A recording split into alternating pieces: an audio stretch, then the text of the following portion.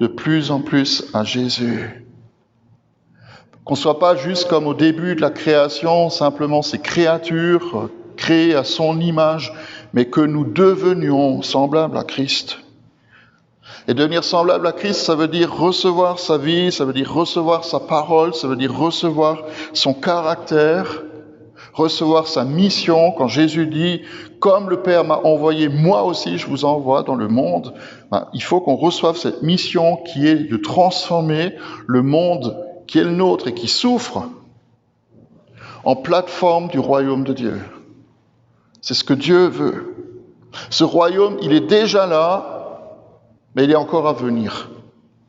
Et je trouve que pour nous, c'est un défi et c'est un appel intéressant pour toute une vie. Quelque chose à vivre. Et on est un peu entre les deux. On a entendu Genèse 1, le récit de la création. On est placé entre la création de Genèse 1 et puis ces nouveaux cieux et cette nouvelle terre que le Seigneur va nous donner un jour. Ce qu'on lit dans l'Apocalypse. C'est le début et la fin. Et nous, on est quelque part coincés entre les deux. Alors je vous rassure, on est plus proche du deuxième que du premier. D'accord ? En tout cas, je le crois. Nous sommes plus proches de la nouvelle création que... Alors on est encore dans l'ancienne, mais on est plus proche de la nouvelle création que ce qu'on pense. Et c'est intéressant quand même de voir que le Seigneur, quand il crée toute chose, il commence par créer le ciel avant la terre. Au commencement, Dieu créa le ciel et la terre, et pas l'inverse. Il n'a pas commencé par la terre, mais par le ciel. Pourquoi ? Parce que c'est le lieu de sa présence, mais c'est aussi notre destination. Ok. Ouais, non, mais... Ok. C'est notre destination. Destination finale, c'est le ciel. Je vais m'arrêter là, je vais pas parler de Genèse 1, mais je vais quand même nous rappeler que si nous avons bien écouté le texte, que le chaos n'est pas dans le ciel, mais il est sur la terre. La terre était dans le chaos et vide. Le chaos, il est sur la terre. Et c'est peut-être la raison pour laquelle, c'est une interprétation spirituelle, vous en faites ce que vous voulez, mais qu'on cherche tellement à percer les mystères de l'univers et à explorer de nouveaux espaces. Parce que la Terre, elle nous sert. Et on parle beaucoup de ça ces derniers jours. Dès que j'allume la radio, France Info et les autres, c'est il est monté sur la station. Un jour, on va aller sur Mars. Peut-être. Et au fond, j'aime bien m'imaginer le Seigneur qui est en train de sourire, pas pour se moquer, parce qu'il a placé dans le cœur de l'homme aussi ce désir de chercher et de découvrir, mais de sourire comme un père avec cette tendresse. Vous savez que peut avoir un père quand il voit ses enfants mettre toute leur énergie dans un projet qui ne va pas aller très loin. Moi, quand j'avais 6 ans, j'ai bien fait marrer mes parents, j'ai voulu creuser un tunnel pour aller en Chine. Et j'ai commencé, mais tu t'arrêtes vite. Dans la cour de notre maison, enfin de notre appartement, derrière, je commençais à creuser. Puis au bout d'un moment, c'est fatigant. On aurait éventuellement pu m'y enterrer, mais voilà. Ça va pas très loin. Et je le dis aussi par rapport à toute cette envie qu'on a de trouver de nouveaux mondes, de nouvelles terres. Je le dis par rapport à l'immensité de l'univers où Dieu manifeste sa gloire. Ce qu'on fait, c'est tellement infime. Il suffit de regarder par une nuit claire, comme la nuit dernière, les étoiles au-dessus de nos têtes. Est-ce que nous réalisons que Dieu a créé au minimum 350 milliards de galaxies ? Au minimum. Et que la nôtre, la Voie lactée, elle s'étend sur 100 000 années-lumière, et une année-lumière, c'est 9 461 milliards de kilomètres. et que dans notre galaxie, il y a à peu près entre 100 et 400 milliards de planètes et d'étoiles, on ne sait même pas exactement. Alors je vais m'arrêter là, d'abord parce que ça me donne mal à la tête, de réaliser la grandeur de cet univers que Dieu remplit, et puis je ne suis pas très fort en maths. Alors comment on va faire pour découvrir celui qui a tout créé, le ciel et la terre, celui qui a créé notre vie?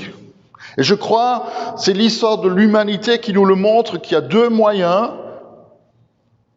de le chercher, sa première, ou alors de le laisser lui se révéler. Et alors on peut le chercher avec notre intelligence, on peut le chercher avec notre réflexion, et on peut le chercher au travers de la religion. Ou alors, on va permettre à ce Dieu qui a créé toutes choses de se révéler, de se faire connaître. Et c'est un peu le thème du texte de ce matin. Et j'aimerais vous donner juste au travers de ce texte quelques réponses qui sont relativement simples pour ceux qui veulent bien entendre et puis qui veulent bien comprendre. C'est Paul qui est à Athènes. On l'a abandonné à Athènes, le pauvre. Moi, quand je lis Acte 17, ça me fait toujours sourire un peu. Ceux qui accompagnaient Paul le conduisirent jusqu'à Athènes, puis sont repartis. Et lui, il est resté là. Et pendant que Paul les attendait à Athènes, son esprit était profondément troublé et indigné à la vue de cette ville qui était pleine d'idoles. Et il s'entretenait donc dans la synagogue avec les Juifs et les non-Juifs qui craignaient Dieu, et chaque jour sur la place publique avec ceux qu'il rencontrait. Quelques philosophes, des épicuriens, des stoïciens, se mirent à parler avec lui. Les uns disaient « Mais qu'est-ce qu'il veut, celui qui palabre là ?» D'autres, parce qu'il annonçait Jésus et la résurrection, disaient « Il semble qu'il annonce des dieux étrangers. » Alors ils l'ont attrapé. Ils l'ont attrapé et ils l'ont conduit à l'aréopage en disant « Pourrions-nous savoir quel est ce nouvel enseignement que tu apportes ? En effet, tu nous fais connaître des choses étranges, nous voudrions donc savoir ce que ça veut dire. Or, tous les Athéniens, les étrangers qui habitaient là, ne passaient leur temps qu'à dire et à écouter les dernières nouvelles. » Ça cause ça. Et Paul, debout au milieu de l'aréopage, il dit « Athéniens, je vous trouve à tout point de vue extrêmement religieux. En effet, en parcourant votre ville et en examinant les objets de votre culte, j'ai même découvert un autel avec une inscription au Dieu inconnu. Celui que vous révérez sans le connaître, c'est celui que je vous annonce.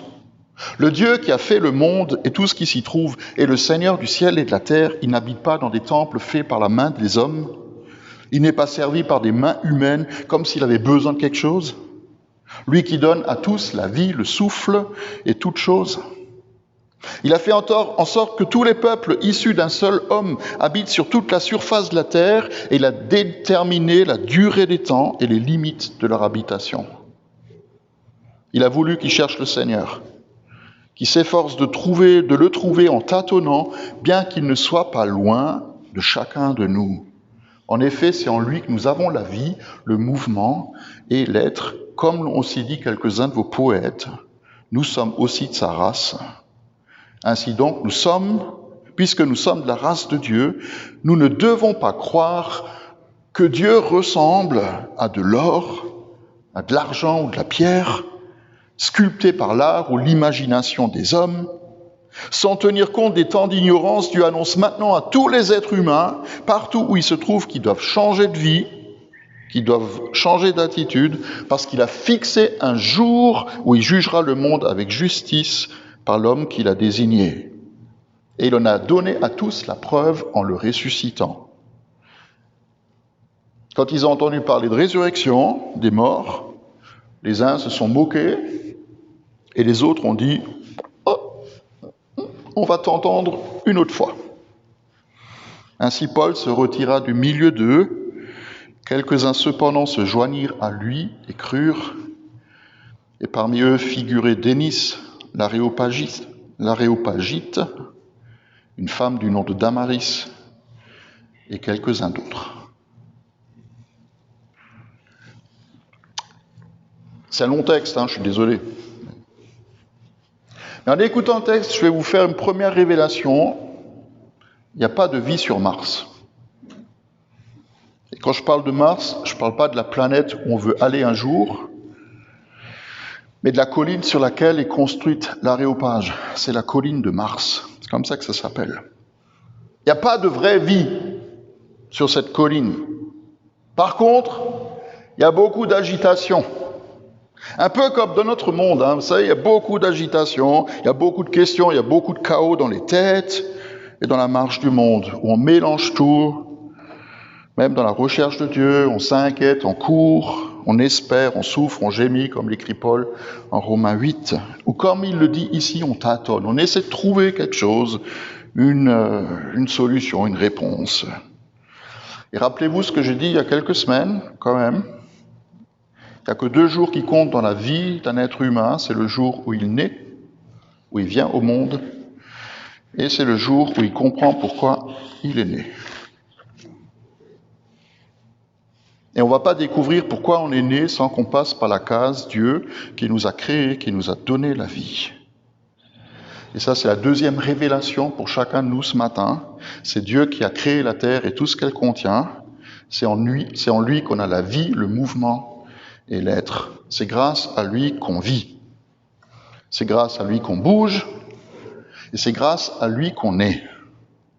Et Paul va même écrire aux Colossiens, il dit, c'est en Dieu que tout a été créé, que ce soit dans le ciel et sur la terre, ce qui est visible et ce qui est invisible, les trônes, les souverainetés, les principautés, les pouvoirs, parce que tout a été créé par lui et pour lui. Donc ça donne aussi à réfléchir. Et Paul, il va rencontrer ceux qui cherchent un sens à leur vie, et c'est même intéressant de voir où ils se trouvent. Ceux qui sont religieux, ils les trouvent à la synagogue, les autres, ils sont dans la rue. Et alors il va rencontrer les philosophes, alors pas les philosophes du style comptoir de bistrot, Il y en a qui en font de la philosophie, du style le lundi je suis comme Robinson Crusoe, j'attends vendredi. C'est pas mal. Il y en a qui sont un peu plus stylés, du style celui qui dans la vie est parti de zéro. Pour n'arriver à rien, ne peut s'en prendre à personne. C'est pas mal aussi. Et les vrais philosophes qui réfléchissent au sens de la vie et de l'histoire, et il y en a eu, de Socrate à Descartes, à Spinoza, à Marx, à Saint-Augustin, à Pascal, et moi j'en ai entendu dans ma vie d'étudiant, on en a entendu tous les deux. Même parmi les théologiens, il y avait des philosophes qui disaient que Dieu est mort. Les théologiens, Dieu est mort, il est remplacé par la technologie. Il faut quand même le faire. Mais c'est quand même beaucoup de blabla. Et on le lit dans ce texte de Acte 17. Ils passaient leur temps à discuter, à palabrer, à parler, à écouter les dernières infos. Et ça ressemble tellement au temps dans lesquels nous sommes. Ça, c'est les philosophes. Puis il y a les religieux. Ils ont toujours existé.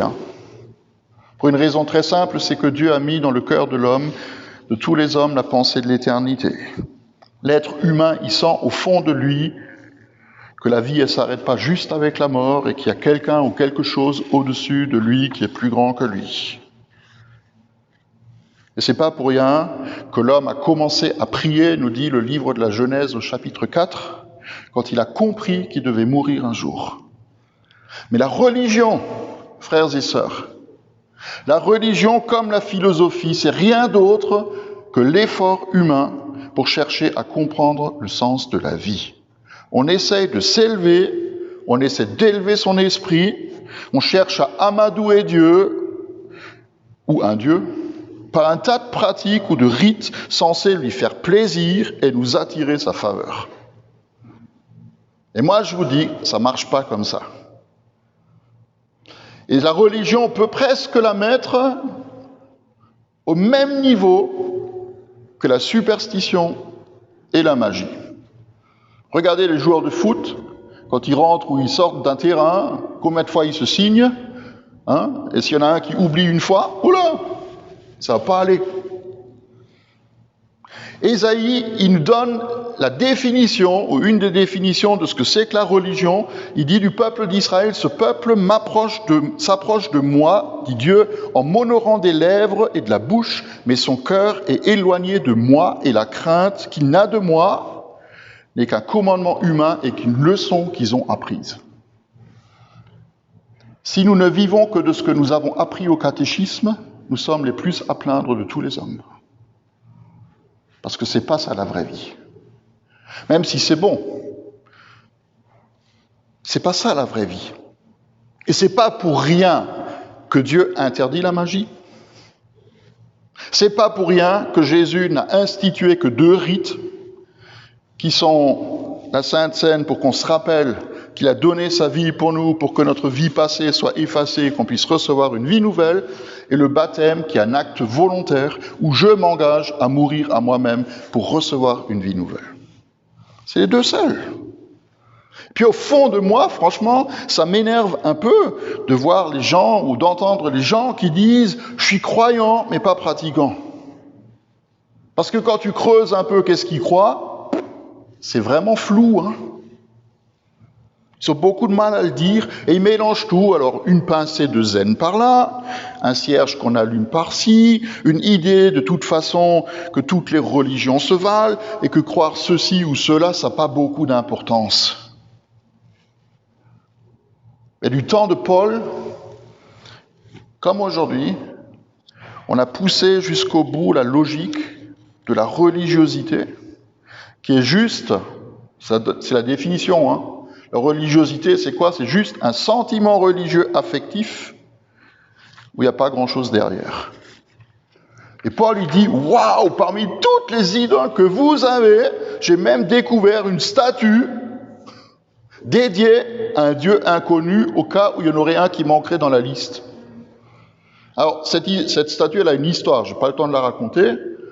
Lisez ce beau bouquin d'un ethnologue qui s'appelle L'éternité dans leur cœur. Il explique la statue du Dieu inconnu, que c'est en fait Dieu qui s'est révélé des siècles avant Paul aux Athéniens, alors que la peste noire était en train de détruire la ville, et ils ont invoqué ce Dieu unique, créateur du ciel et de la terre, et Dieu les a entendus, il les a sauvés de cette pandémie, hein, un terme très à la mode, et ils ont dédié cette statue à ce Dieu inconnu qui ne disait pas son nom, au Dieu du ciel et de la terre. Et je ne vous parle même pas de l'esprit religieux, qui est encore pire, hein, que la religiosité. L'esprit religieux qui est un vrai esprit que Jésus a confronté au travers des pharisiens, des sadducéens, cet esprit qui anime aujourd'hui encore ceux qui restent attachés à une tradition où il n'y a pas de vie. Et pour aller même jusqu'à l'extrême, c'est le même esprit, ceux qui se font tuer ou qui tuent des milliers de personnes au nom de leur, entre guillemets, de leur foi. C'est le même esprit. Exactement la même chose. Et tout ceci, c'est quoi? C'est juste ramener Dieu au niveau humain, au lieu de le recevoir, de l'accueillir au travers de Jésus. Et c'est ce que Paul, il va faire. Il leur dit, mais waouh, c'est ok que vous cherchiez Dieu, c'est bien d'être religieux, c'est bien de vouloir comprendre, mais le seul chemin qui mène à la vraie vie, c'est en Jésus et en personne d'autre. Et là, déjà, ça dérange. Mais alors, quand il parle de la résurrection, alors là, il va beaucoup trop loin. Vous savez pourquoi? Parce que c'est le centre de la foi. Si Jésus était resté mouru, comme le disent les enfants, il serait resté au même niveau que tous ceux qui l'ont précédé et suivi, les philosophes et les religieux, les fondateurs des nouvelles écoles de pensée ou les gourous des temps modernes. Jésus, il n'est pas venu pour instituer une nouvelle religion, même si malheureusement dans beaucoup de cas ça y ressemble beaucoup. Mais il est venu pour que nous entrions en relation avec le vrai Dieu qui est un Père pour ses enfants. Et c'est pour ça qu'il est mort et ressuscité. Et parce qu'il est ressuscité, comme c'est le cas, Tout va tourner autour de qui il est. Et notre vie, et notre mort, et notre destinée, et le sens de notre existence. S'il est ressuscité et vivant, on ne peut pas l'enfermer même dans une église. On ne peut pas l'enfermer dans un temple. On ne peut pas juste l'invoquer avec des prières toutes faites qu'on récite semaine après semaine. C'est une relation, une vraie.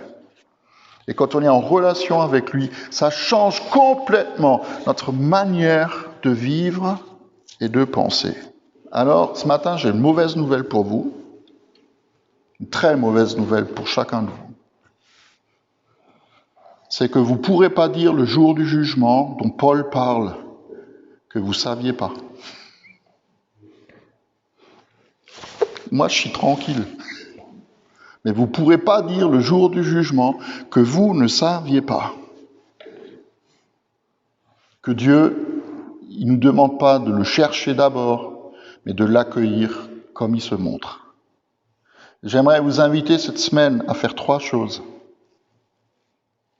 La première, c'est d'ouvrir vos yeux et de contempler la gloire de Dieu qui se reflète dans le ciel la nuit ou le soir quand vous levez les yeux en haut. La deuxième chose que je vous invite à faire, c'est de prier le Saint-Esprit pour qu'il vous donne la conviction que ce que la parole de Dieu nous dit, c'est la vérité. Et la troisième chose que je vous inviterai à faire, c'est de vous placer devant le Père comme ses enfants et de lui demander qu'il se manifeste en vous et autour de vous, parce que c'est ce qu'il veut faire. Amen. Je vous invite à vous lever.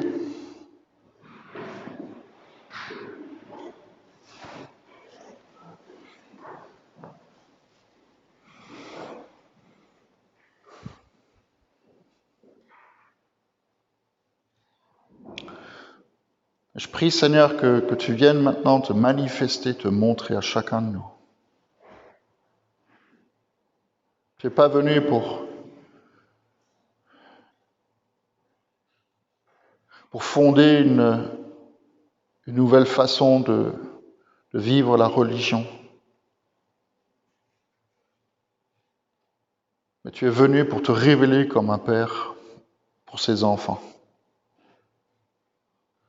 Je prie maintenant, Esprit Saint, viens. Esprit Saint, descend sur nous.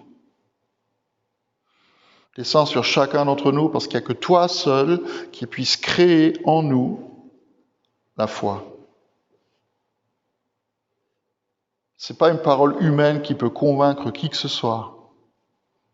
Il n'y a que toi, Esprit Saint, envoyé par le Père au nom de Jésus, qui peut révéler, nous montrer qui il est. Il n'y a que toi, Esprit Saint, qui peut mettre au fond de nous cette conviction que parce que Jésus est ressuscité et vivant pour toujours, ça change et ça transforme toute notre existence, toute notre vie. Et que ce que tu nous proposes, Père, c'est pas juste que toi tu restes en haut et nous en bas, mais c'est que le ciel touche la terre.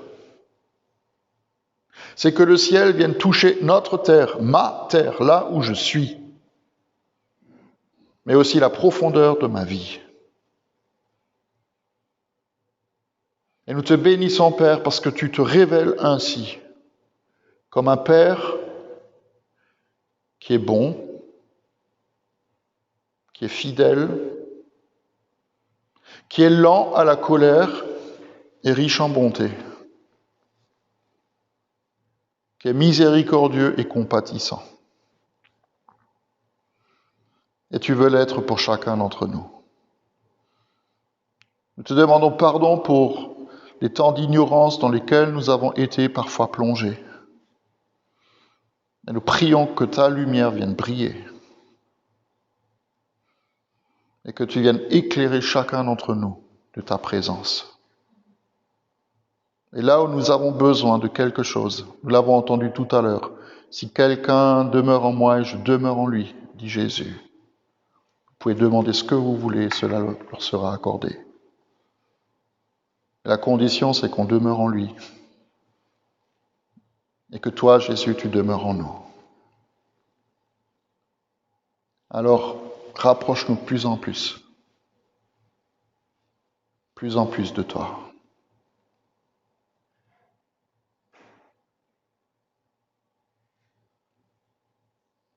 Rapproche-nous de plus en plus de toi.